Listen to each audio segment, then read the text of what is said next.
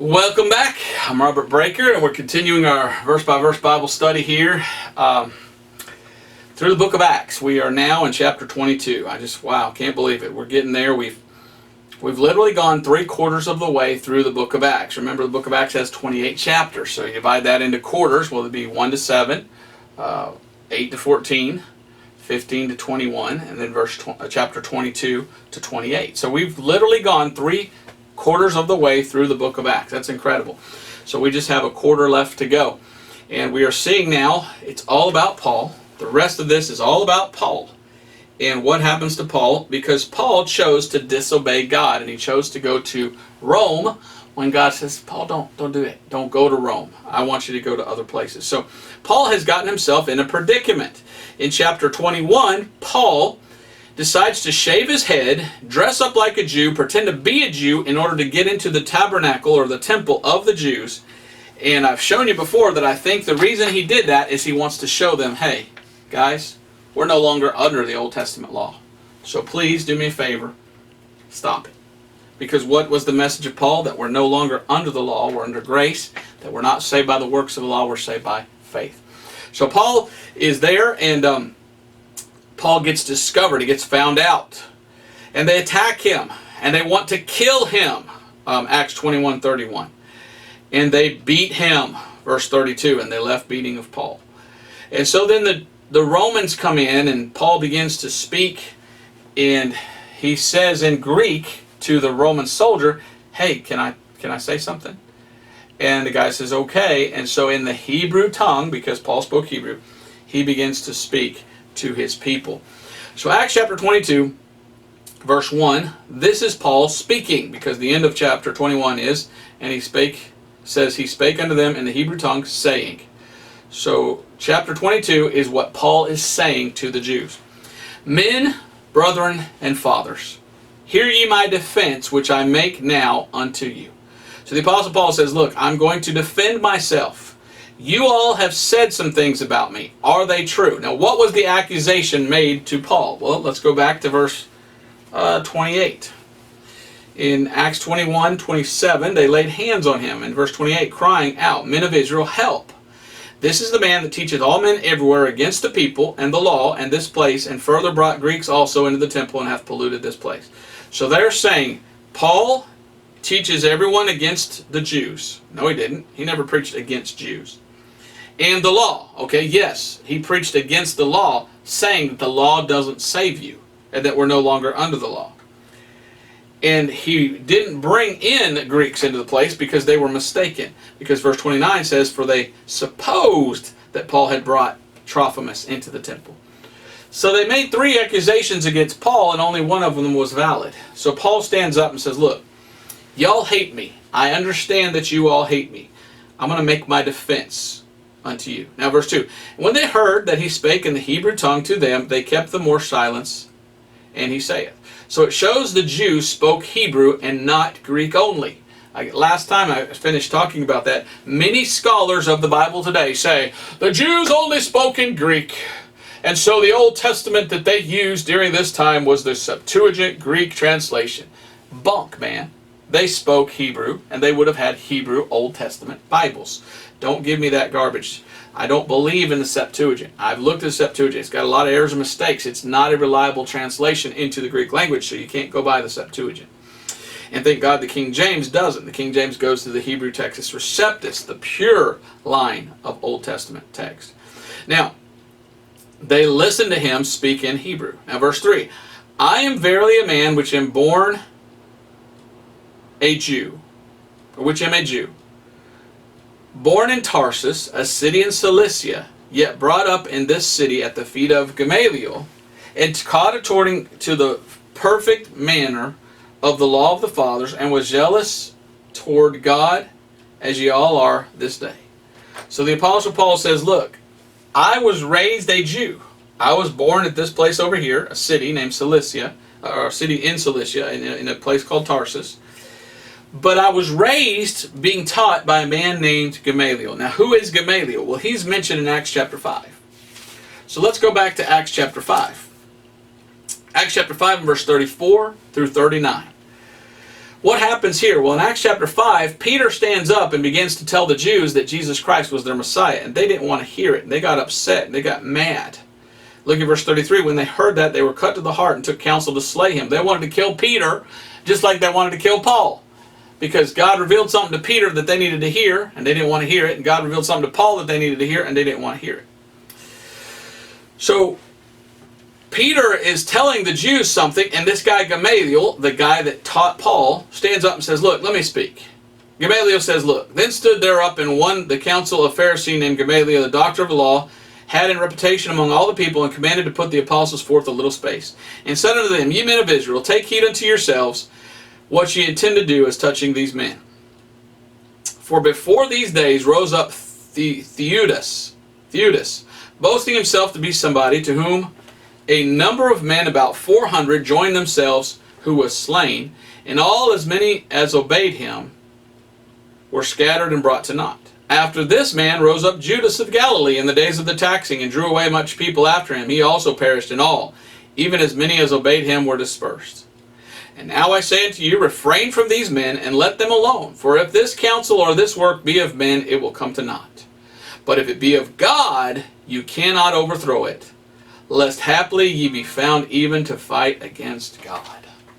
So this guy Gamaliel, he wasn't a believer in Christ. He did not believe that Jesus was the Messiah. But he says, look, why are you wasting your time with this guy? If it is really of God, you'll never be able to destroy it. And if it's not, who cares? It'll come to naught. So they would have remembered that. So Paul brings that up and says, hey guys, guess what? I trained under Gamaliel. Remember him? The guy who, a while back, when Peter was preaching, said that if this Jesus thing was nothing, then it would be brought to naught. Well, guess what? I'm here telling you about Jesus. It hasn't been brought to nothing yet. When did that take place? Acts chapter 5, that preaching there in Acts chapter 5. I have here, this is around 33 AD. Here we are now, about 60 AD. So almost 30 years later, still talking about Jesus. So he reminds them, Gamaliel said, if Jesus wasn't real, then he'd be brought to naught. Here we are 30 years later, almost still talking about Jesus. So that's an interesting thing to bring up. And I'm sure the Jews listening were like, yeah, well, yeah, right, okay. So, but also at the same time, he's saying, look, I was born one of you. I am a Jew. I am from your nationality. I was trained by one of your own, a lawyer, which all of you look up to. And usually people look up to lawyers and say, well, to be a lawyer, you got to be pretty smart. And he says, and I was taught according to the perfect manner of the law of the fathers, and was jealous toward God, as are y'all this day. So Paul says, I was brought up before the cross. I was raised as a child. And Paul says, and of course his name was Saul, and he said, I followed the law. My teacher was Gamaliel. So I know who you are and where you come from. I've been there. I've done that. I'm one of you. But here I am on the other side of the cross, and I want to tell you something. And they don't want to hear what he has to say, but he's trying to butter them up, I guess is the way to say it, and say, look, I want to tell you all something. This Jesus guy that Gamaliel said would be brought to nothing if it wasn't of God, well, it must be of God, because here we are almost 30 years later, and he changed me. And he says, I was zealous toward God. Look at what Paul confesses here in verse 4. He says, I persecuted this way unto death, binding and delivering unto prisons both men and women. So Saul says, look, after Jesus, these people come along and they start talking about this Jesus guy. And Paul says, I went after them. He says, I persecuted them. Because I literally thought that this Old Testament law was the truth. And that it's only the law. So I was a zealous person, Paul says. I was zealous of the law. I wanted to follow that law. Because that's the law of Israel. And he confesses, I persecuted this way unto death, binding and delivering into prisons both men and women. So Paul says, Paul's confession is, I was a murderer. You know what's interesting? Moses was a murderer. The law, God revealed to Moses, and Moses killed somebody one time. You see, God can use anybody, can't he? And so Paul says, look, he confesses that he killed people as a religious zealot. Verse 5, as also the high priest doth bear me witness, and all the estate of the elders, from whom also I received letters unto the brethren, went to Damascus to bring them which were there bound into Jerusalem for to be punished. So the Apostle Paul says, look, I killed people, and I went, and you guys, you priests, you chief priests, you guys are the ones that told me to do it. You're the ones that signed the letters. You're the ones that went around saying, hey, Paul, the law says these people, that why they shouldn't even live if they're blaspheming our law. Why don't you go kill them? Paul says, well, all right, give me a letter and I'll go do it. I believe in the law so much, I'm willing to kill and persecute these people. So while Paul is confessing his sin to them, what is he also doing? I love this. He's telling them that they too are guilty, that they also conspired with him. There was a conspiracy there. He was showing, you guys are criminals just like me. We conspired together to do this. That's not making friends. They conspired together to murder. So Paul's going, look, you guys want to say I'm evil and I'm this and I'm that and he said, look, I came from where you are, and you and me are both were murderers. It's kind of like a guy who was in the mafia, gets saved and gets out of the mafia, and he goes and tries to witness to a mafia member. He's like, remember that time we killed that guy? Well, I did that. But look, I'm saved and you need to get saved too. I mean, so he did those things, and he's implicating them in the crime also. I'm sure they don't like that. So he took them to Jerusalem for to be punished. Verse 6. And it came to pass, as I made my journey, and was come nigh into Damascus about noon, suddenly there shone from heaven a light round about me. Now Paul goes into chapter 10 of the book of Acts. Chapter 9. I might have said last time chapter 10. Chapter 9 is when Paul gets saved. So Paul begins to tell them here in chapter 22, this is how I got saved. Now they may not have heard this story. So Paul begins by telling them, hey, you remember when we went around killing people? Yeah, we're both murderers. Yeah, you conspired with me to that crime? Yeah. All right, well, let me tell you how I changed, and now I'm no longer the murderer, because you guys want to kill me. Yeah, I'm different than you. Let me tell you the difference that took place and why I'm different. So he tells them that when I was going to Damascus for you guys to go get some people and put them in jail, for you, because you gave me a letter to go do that. Remember when you told me to go do this thing? Yeah, when I was going to do that for you, I saw a light from heaven. Verse 7. And I fell into the ground and heard a voice saying unto me, Saul, Saul, why persecutest thou me? So Paul says, I went to Damascus, and then all of a sudden I heard this voice from heaven. And it says, why are you persecuting me? Now verse 8, and I answered, who art thou, Lord? And he said unto me, I am Jesus of Nazareth, whom thou persecutest. So Paul says, look, it became very apparent to me that the Lord is Jesus. So what has he done just now? He's given his testimony, but he's also given them Jesus is Lord. What is that? Well, we know that is the who gospel. That's the who preaching. That's Paul telling them, now, guess who Jesus is? He's the Lord. Now, we looked at last time that some of these people believed that. Some of these people had already believed that Jesus Christ was the Messiah. They just thought they had to keep keeping the law. So far, they're listening to him. They're not nothing special, and they're not doing anything. They're not against him. Verse 9, and they that were with me saw indeed the light, and were afraid, but they heard not the voice of him that spake to me. And I said, what shall I do, Lord? And the Lord said unto me, arise and go into Damascus, and there shall be told thee of all things which are appointed for thee to do. So Jesus says, look, go to this place and await instructions. And Paul understood that Jesus was the Messiah, and he says, look, I'm going to do whatever Jesus tells me. Verse 11, and when I could not see for the glory of that light, being led by the hand of them that were with me, I came to Damascus. Now verse 12, and one Ananias, a devout man according to the law, having a good report of all the Jews which dwelt there, he says, came unto me and stood and said unto me, Brother Saul, receive thy sight. And the same hour I looked up upon him. So Paul says that's when I became his brother. I was saved on the road to Damascus. I got saved because I realized who Jesus was. And I was his brother. And that's when I got healed. I was able to see. Now, verse 14, and he said, the Lord of our fathers has chosen thee, that thou shouldest know his will, and see that just one, and shouldest hear the voice of his mouth. So the God of our fathers, well, who would that be? That would be Jehovah. Jehovah God is Jesus. And that Jehovah God chose the Apostle Paul to go tell people about the just one. I love the term just one. Who's the just one? Jesus. Whenever I hear just one, that reminds me of Peter. 1 Peter 3:18. Peter referred to Jesus as the just one. Go to 1 Peter 3:18. The gospel of Paul is all about the just dying for the unjust. Peter says it like this. It's almost like 1 Peter 3:18 is 1 Corinthians 15:1-4 in a nutshell. 1 Peter 3:18 says, for Christ also hath once suffered for sins, the just for the unjust, that he might bring us to God, being put to death in the flesh, but quickened by the Spirit. The just for the unjust. We're the unjust. We're the sinners. We're the evil. He's the just. So Paul says, Jesus Christ is the just one. Peter says that too in Acts 7:52. Well, that wouldn't be Peter, would it? That would be Stephen. So excuse me.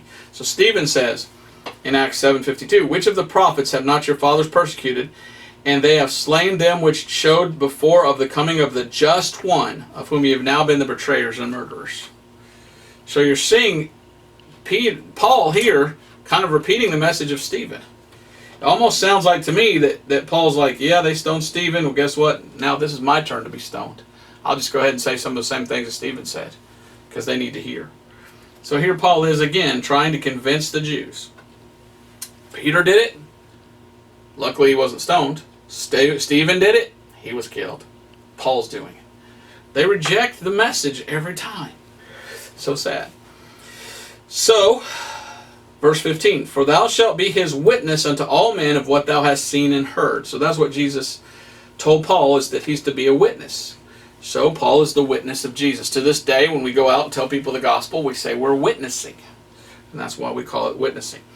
Verse 16, and now why tarriest thou? Arise and be baptized and wash away thy sins, calling on the name of the Lord. Now, here's what happens. After Paul believed and Ananias received him his sight, he says, now come and be baptized. Now notice what it says there. Be baptized, wash away your sins, be baptized, and call upon the name of the Lord. Well, here's the thing. People will take this and say, so see, water baptism is essential for salvation. And they say, all the way out here in Acts 22, we see people being washed their sins away in water. No, you don't. That's a retelling of Acts chapter 9.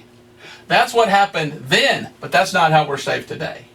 Remember Acts chapter 16, verse 30 and 31. They said, Paul, what must I do to be saved? He said, believe on the Lord Jesus Christ, and they shall be saved. He didn't say, and get your sins washed away by water baptism. So you got to remember, there are people that go to the book of Acts and they'll pull things out and say, now that's still for today. When it's not. It's a retelling of something that was back in the early book of Acts. Remember, Acts is a transitional book. Calling on the name of the Lord. Now verse 17, and it came to pass that when I was come again to Jerusalem, even while I prayed in the temple, I was in a trance. So here he says, I'm coming to the temple, and I was in a trance.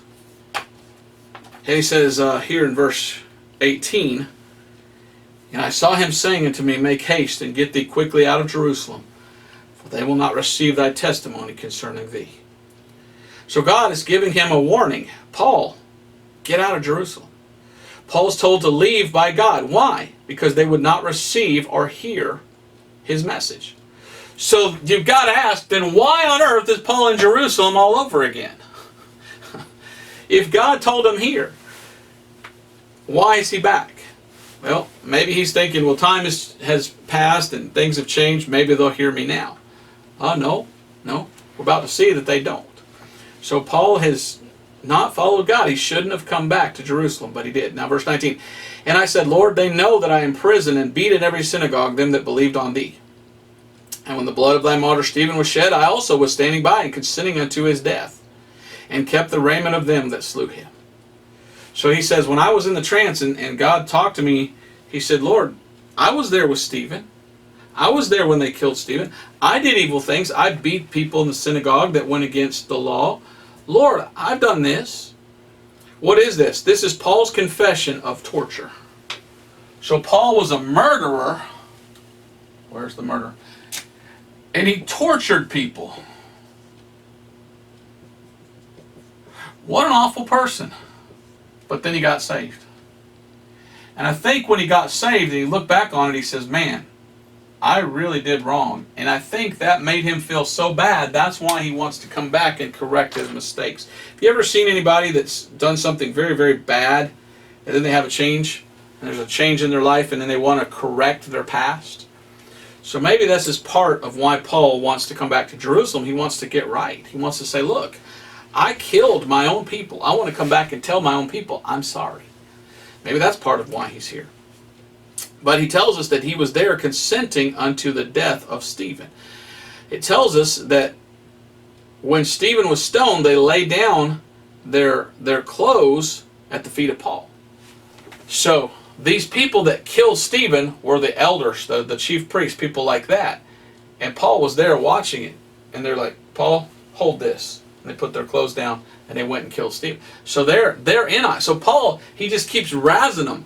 Yeah, remember when we killed that guy together? He's telling them who he is, but he's also telling them who they are. And he's saying, God showed me who I was. Has he showed you who you are yet? Have you seen yourself for who you really are? A sinner before God? Evil person? You think you're so great, don't you?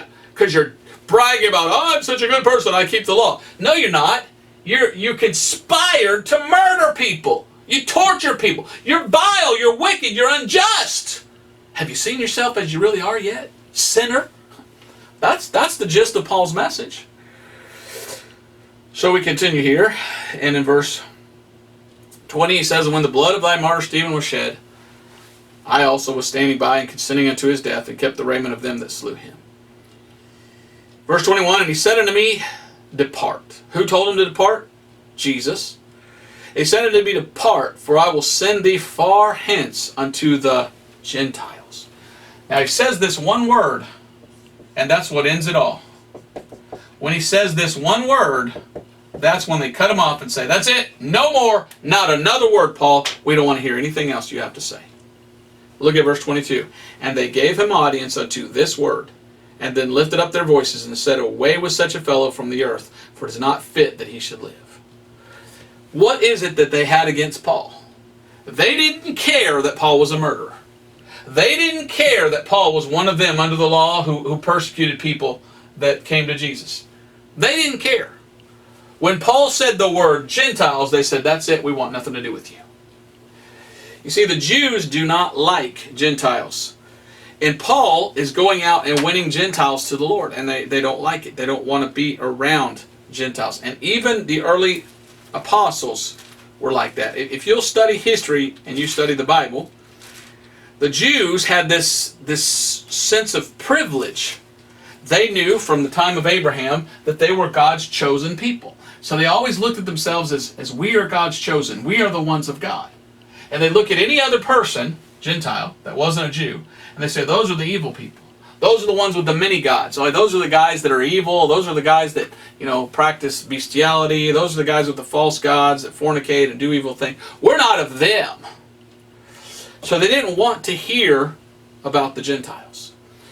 And even the early church, the early apostles, all right, in Acts chapter 15, when they came together, the early apostles come together with Paul. And Paul's telling them about how Gentiles are getting saved. Matter of fact, Peter was the first one to win Gentiles in chapter 10 and 11.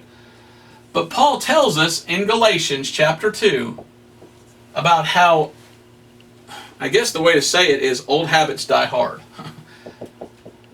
And this thing, when you're born a Jew, it's very hard to accept Gentiles. Because you're raised as a child seeing the Gentiles as these evil, wicked people with many gods and idols and fornicators, and we can't be like them. They're the worldly, wicked people. We're the people of God. We're the chosen race. We're the chosen Jews. So even after Peter won some Gentiles to the Lord, look at what Paul says in Galatians chapter 2. Let's start reading verse 1 through 4. Let me show you this Jewish, I hate to say Jewish hatred towards Gentiles, but there's always been this thing in which Jews do not want to be around Gentiles. They don't want them. That's why they hated the Romans taking over their land. They didn't want the Romans there. So Galatians chapter 2, verse 1 through 14. Then 14 years after, I went up again to Jerusalem with Barnabas, and took Titus with me also, and went up by revelation, and communicated to them that gospel which I preach among the Gentiles, which privately to them which were of reputation, lest I had by any means I should run or had run in vain. But neither Titus, who was with me, being a Greek, was compelled to be circumcised, and that because of false brethren unawares brought in, who came in privily to spy out our liberty which we have in Christ Jesus, that they might be brought us into bondage, to whom we gave not place by subjection, no, not for an hour, that the truth of the gospel might continue with you. But of these who seemed to be somewhat, whatsoever they were, it maketh no matter to me, God accepted no man's person. For they who seemed to be somewhat in conference added nothing to me. But contrariwise, when they saw that the gospel of the uncircumcision, who's the uncircumcision? The Gentiles, was committed unto me, and the gospel of the circumcision was unto Peter. What is gospel? It means good news. So the good news that was given to me to give to the Gentiles, and then there was some good news that was given to Paul, to Peter. Verse 8, for he that wrought effectually in Peter to the apostleship of the circumcision, the same was mighty in me to the Gentiles. And when James, Cephas, and John, who seemed to be pillars, perceived the grace that was given to me, they gave to me, the Barnabas, the right hands of fellowship, that we should go unto the heathen, that's the Gentiles, and they into the circumcision. Only they would that we should remember the poor, the same which I also was forward to do. And when Peter was come to Antioch, I withstood him to the face, because he was to be blamed.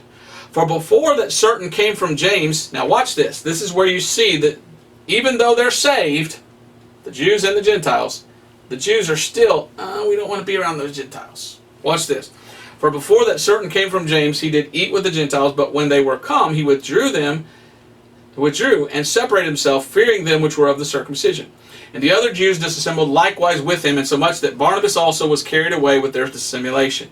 When I saw that they walked not uprightly according to the truth of the gospel, I said unto Peter before them all, if thou being a Jew livest after the manner of the Gentiles, and not as the Jews, why compellest thou the Gentiles to live as the Jews? So this is Paul giving a testimony about how, it was with all the apostles. He's like, what are you guys doing? Gentiles are now saved. Jews too. Why are you separating yourselves? Why are you getting away and saying, we don't want to be around you Gentiles? And so these Jews, they have this want to get away from Gentiles. So with that stated, let's go back to Acts chapter 22. Paul is preaching, and Paul is telling the Jews this, that, and the other thing, and he says, now, and then God told me, in verse 21, depart, for I will send thee far hence unto the Gentiles. And as soon as he says that word, Gentiles, they cut him off. And they're like, no, we're not, no, we don't want Gentiles. Stop it. And what did they do? Verse 22, and they gave him audience unto this word, and they lifted up their voices and said, away with such a fellow from the earth, for it is not fit that he should live. So these Jews, when they look at Paul, they're thinking Paul wants to get rid of their national identity, and they all should just be Gentiles. That's not what Paul is preaching at all. Paul is preaching we're all part of the body of Christ, whether we are Jew or Gentile, and we're saved. But a lot of the Jews under the law are thinking Paul is telling people, don't be a Jew anymore. You're done. Your national identity is over. So there's so many different aspects that go into this. So as you read the book of Acts over and over and over, you get so much more understanding every time. So they said it's not fit for this man should live. So they literally wanted him dead. They wanted to kill this guy. So verse 23, and as they cried out and cast off their clothes and threw dust into the air, the chief captain, verse 24, commanded him to be brought into the castle and bade that he should be examined by scourging, that he might know whereof they cried so against him. Because remember what's happening. He's speaking to them in Hebrew, and they're yelling in Hebrew. So you got this Roman here, listen to this, he has no idea what they're talking about. He's going, I don't know what he's saying. Seems to be going pretty good. They're listening, he's talking, maybe they'll figure this out. I don't know. Stand by, we'll just figure this out. And all of a sudden, and all the Jews start screaming. He's like, okay, all right, okay, take this guy, let's go beat the truth out of him and find out what this is all about. Let's torture him until he talks. Sounds like the Spanish Inquisition almost, you know. Torture him until he talks. Let's go beat him and examine him by scourging. Torture.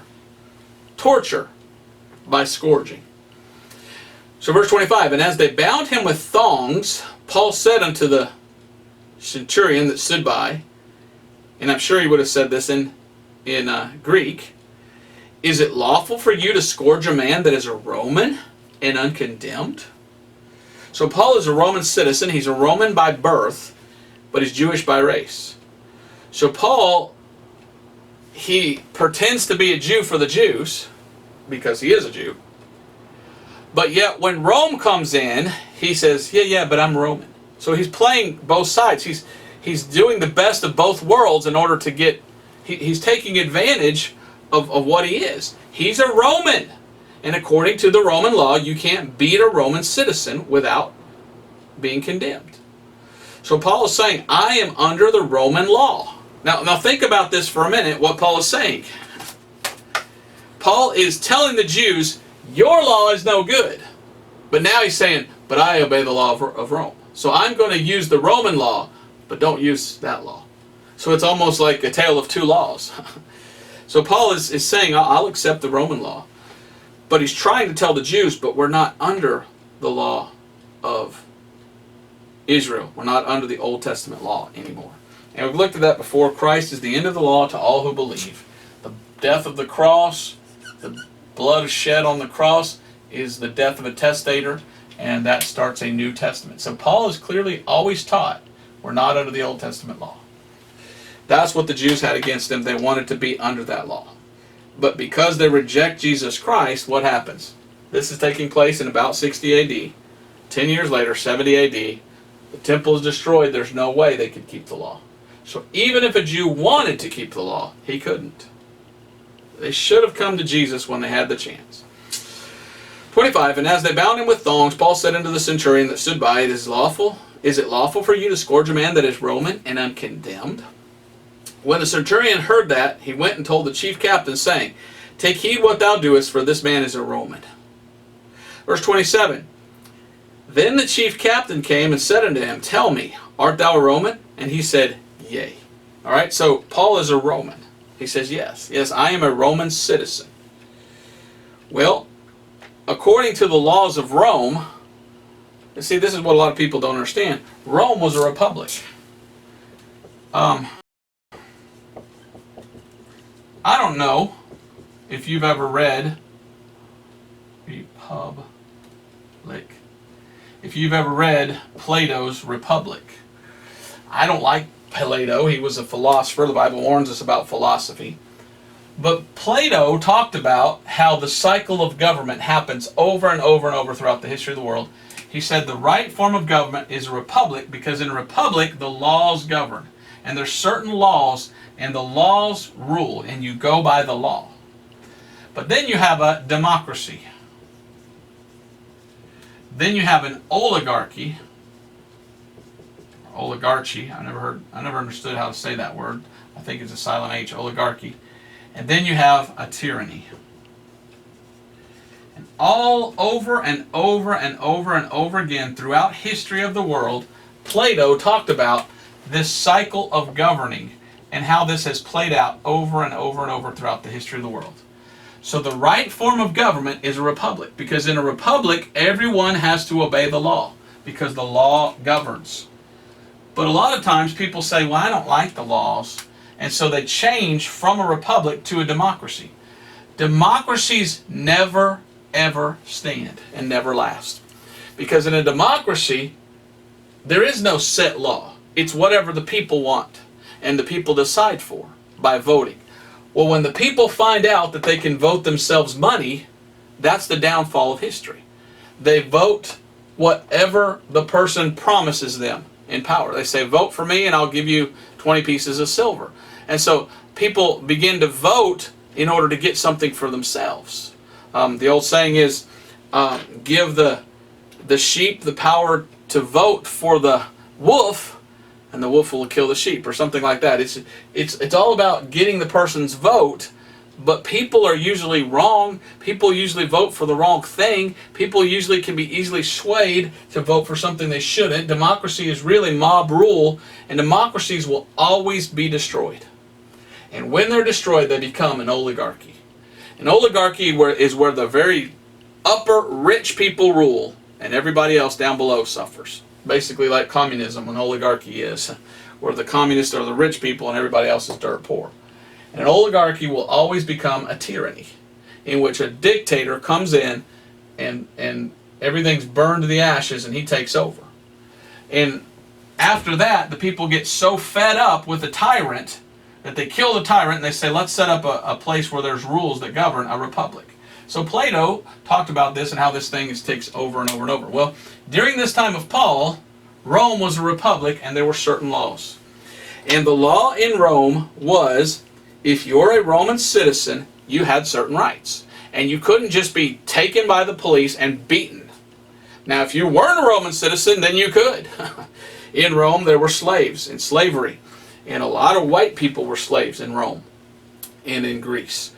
And you could be taken and beaten and just, you had no rights unless you were a Roman citizen. But if you were a Roman citizen, they could not put you in jail. You were innocent until proven guilty. So you could not be taken and put in jail or beaten or tortured and things like that. So Paul was born a Roman citizen. And so Paul says, look, aren't we a nation of laws? Don't I have the rights that a Roman citizen has? You want to take me into a room and scourge me in verse 24. You want to examine me by scourging. Let him be examined by scourging.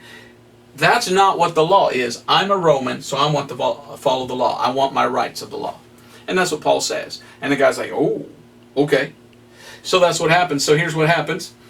Verse 27, then the chief captain came and said unto him, tell me, art thou a Roman? And he said, yea. And the chief captain answered, with a great sum obtained I this freedom. And Paul said, but I was born free. So in those days, there were freemen and there were slaves. If you were a slave, you could buy your citizenship in Rome. You could become a Roman citizen, but it was very costly. So the best thing to do was to be born as a Roman citizen. So Paul was born in a province of Rome and born as a Roman citizen. And so Paul played that up, and Paul used that. He used that law for his favor, for his protection. And so the rest of the book of Acts, we're going to see how Paul is now going to be under the protection of Rome through the whole rest of this. Now some people fault Paul for that and say, Paul, you should never have gone to Jerusalem in the first place, and he shouldn't have. He disobeyed God by going. But now that you're gone, instead of believing and trusting in God, now you're going to trust in Rome, Paul? Well, I don't know that Paul was trusting in Rome. All I know is that Paul was saying, look, if I'm going to be under a law, God said not to be under that law, I'm going to be under this law. Because we're not under the Old Testament law anymore, we're in the New Testament. So Paul is basically asking the Romans for protection, and he's using his rights as a Roman citizen. And this guy, who was the centurion or the captain or whoever he was once a slave. In order to become a Roman citizen, he had to purchase his citizenship. Now, I've gone a lot into this right now because we live in the United States of America, which was founded as a republic. Unfortunately, it doesn't appear that the United States of America is a republic anymore. Anytime you read a newspaper or pick up the news or try to look at some news article, they always talk about America. Our great democracy, America, democracy. And America is not a democracy. It was founded a republic. And it's no longer even a democracy. America has become an oligarchy. There are some few progressive deep state people in charge that run this whole country behind the scenes. And if they get their way, they're going to set up a tyrant. But what they have to do is they have to destroy the country by overrunning the borders of America with more and more people from other countries, and then let them vote so they can vote themselves more power and eventually have the tyrant take over. And so in America, what we're seeing now is we're seeing weak borders. And all over the news today, it's all about how people say, Trump is so evil, what an evil man, Trump wants to build a wall, what a horrible man, blah, blah, blah, blah. And they're attacking Trump for wanting to have a border to protect our citizens and to follow the laws. But you have people in power that don't believe in a republic. They don't believe in laws. All they want is more voters that will vote for them and give them more power.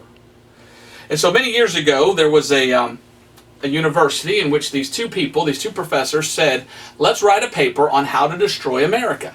And the paper they wrote, it's now known as the Cloward and Piven method of destroying America.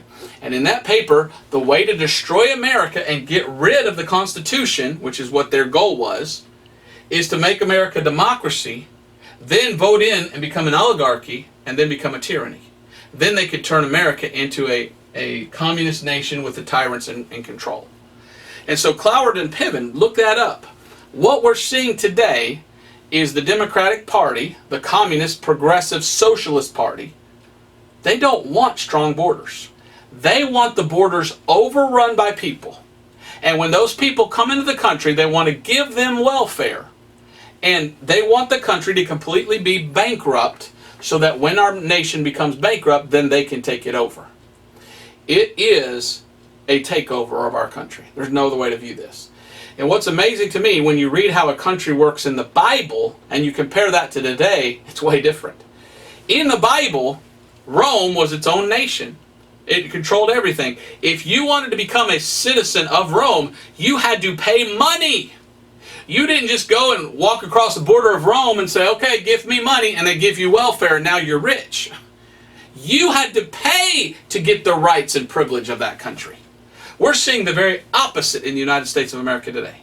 We're seeing evil people trying to take control of America and trying to set up America as this place where if you'll just come across our border, and by the way, there's no walls, so just come on over, well, we'll just make you a millionaire. Here, take all the money, and we'll make you a citizen. All we ask is you vote for us. That's not how it's ever worked ever in the history of any nation.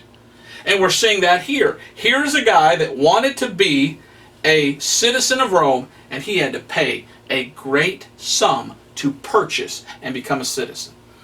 So there was a legal way to become a United States citizen. Many people all over the world wanted to come to America because they think it's the greatest nation in the world. But to become an American citizen, you had to follow the law, and according to the law, you have to pay a great sum of money, just like the Bible says this guy had to pay. But now they're overthrowing the laws and the democracy in which America has become. And now they just say, well, anybody can come in and we'll just set you on welfare and make you. There's a reason for that. It's not because they care about the people. It's they're trying to destroy America. And how was Rome destroyed? Rome was destroyed when it lost its being a republic. It became a democracy. And then they voted and voted and voted, and they promised more people more money if they would vote for them. And it became an oligarchy and a tyranny. And Rome was destroyed because the border walls were brought down, and the Huns and the Germans, the Visigoths, and all these came in because they had no strong borders. So we're seeing a repeat of the destruction of Rome in the United States of America. And I find that very amazing and very interesting. If we would just follow the Bible and say, look, strong walls, strong borders make for a strong country. And if someone wants to come to America and be an American citizen, you have two options. Be born here, like Paul was born in Rome, or you pay a sum to become a citizen. That's how it's always been. And it's so sad to me that people don't read the Bible, they don't study history, they don't understand that there is a plot to destroy America because they don't want it to be a republic in which law is governed. They want it to become a democracy, then an oligarchy, and they literally want a tyrant to take over America. They want to get rid of all the rights that we have and make America a subservient nation to the Illuminati, to the Antichrist, to the One World Order, to whatever you want to call it.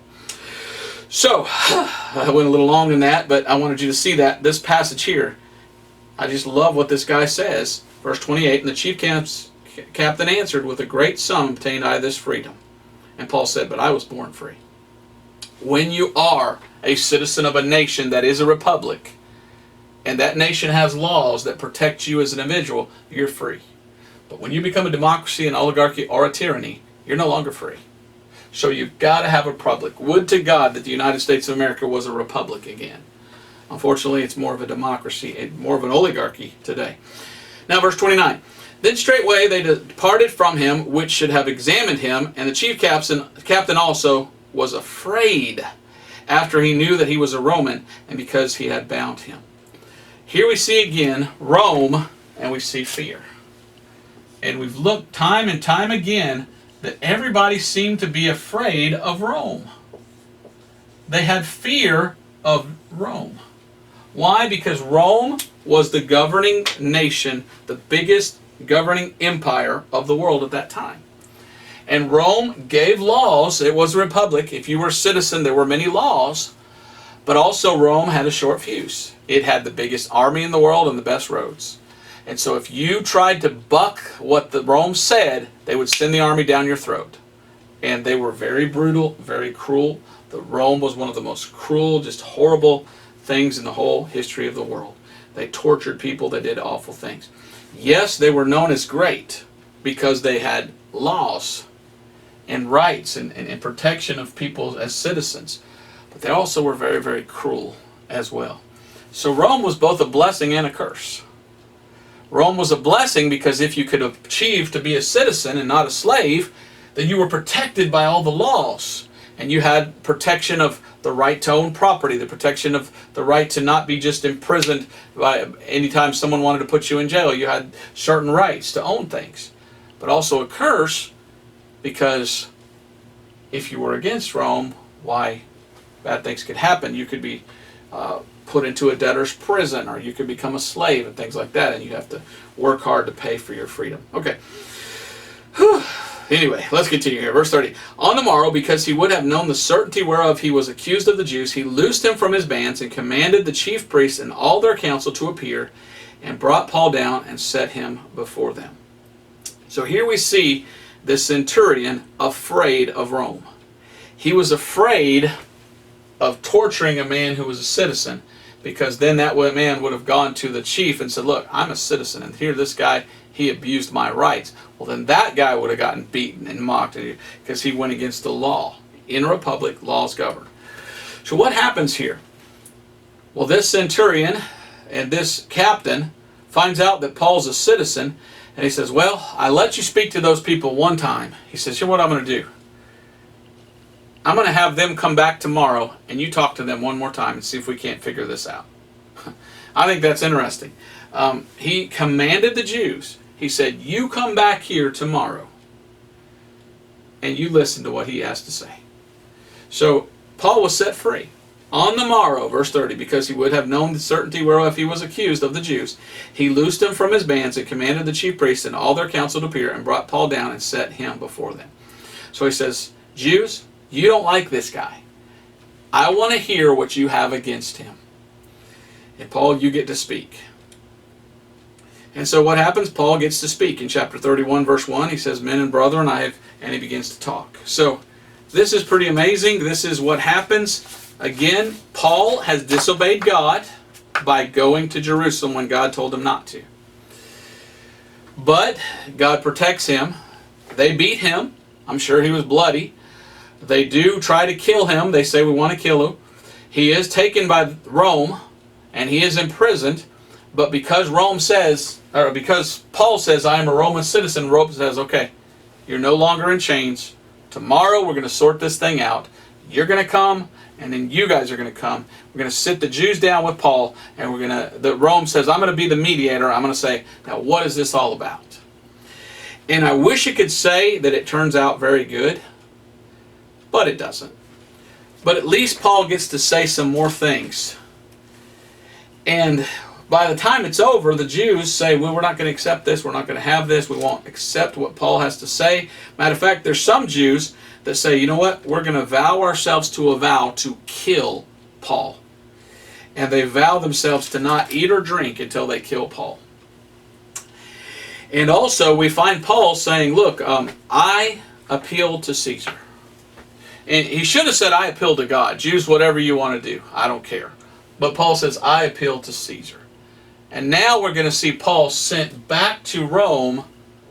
And Paul goes to Rome in chains. And he goes there. So I've always wondered how the book of Acts would have turned out had Paul listened to the Holy Spirit and not gone to Jerusalem. Paul says, we've looked at it before, he wanted to go to Spain. What if Paul would have ended up in Spain? What if Paul would have ended up in other places?